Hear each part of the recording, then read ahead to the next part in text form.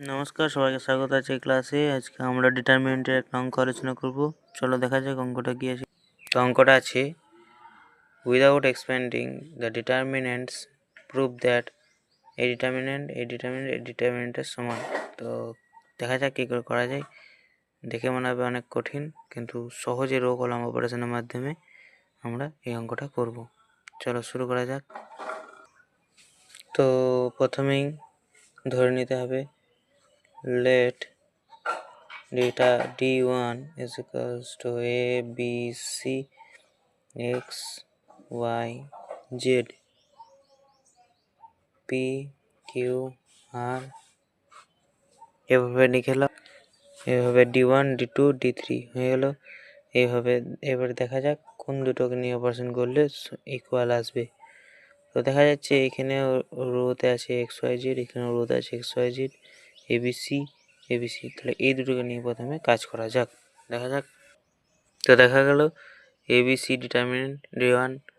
এবারে এটার এই রোটার সাথে এই রোটা ইন্টারচেঞ্জ করব।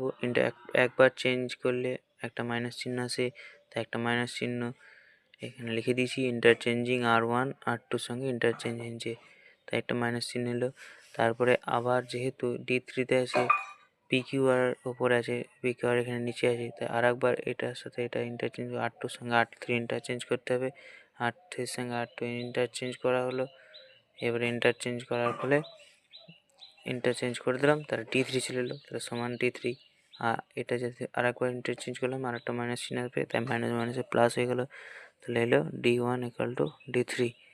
তো এবারে নেক্সট দেখা যাক।